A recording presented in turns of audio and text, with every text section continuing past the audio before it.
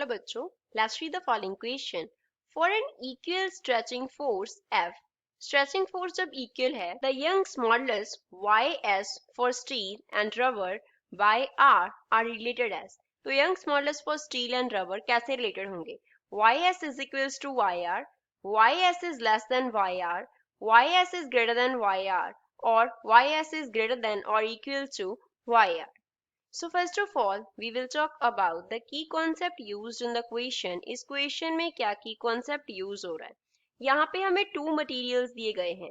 First material is steel and the second one is rubber. Steel and rubber का यहाँ पे comparison हो रहा है. अब दोनों पे हमने क्या किया है? Same और we can say equal जो deforming force है वो apply किया. Equal deforming फोर्स अप्लाई किया तो दोनों में से ज्यादा डिफॉर्मेशन किस में आता है? मोर डिफॉर्मेशन किसका होता है? रबर का जो डिफॉर्मेशन होता है वो मोर होता है.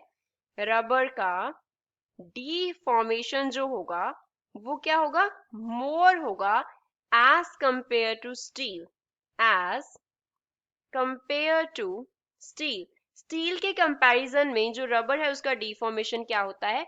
मोर होता है जब हम दोनों पे इक्वल जो डिफॉर्मिंग फोर्स है वो अप्लाई करेंगे. अब इस कॉन्सेप्ट को यूज करते हुए हम इनके यंग्स मॉडुलस के बारे में रिलेशन निकालेंगे. तो यंग्स मॉडुलस पहले हमारे पास होता क्या है? Young's modulus. यंग्स मॉडुलस हमारे पास होता है कि कितना स्ट्रेस हमने अप्लाई किया पर यूनिट, कितना जो स्ट्रेन है वो कॉज हुआ.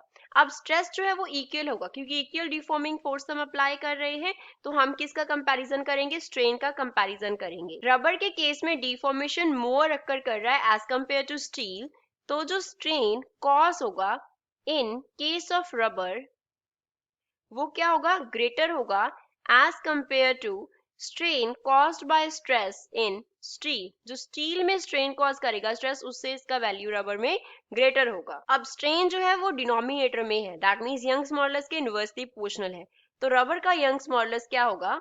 लेस होगा. So Young's modulus for rubber क्या होगा? Less as compare to Young's modulus for steel. Steel के लिए यंग्स मॉडुलस का वैल्यू क्या होगा? ग्रेटर होगा. So we will say that yr will be less than ys or we will say ys will be greater than yr. So this is final relation for the given question. तो given option में से C इस question का correct answer है.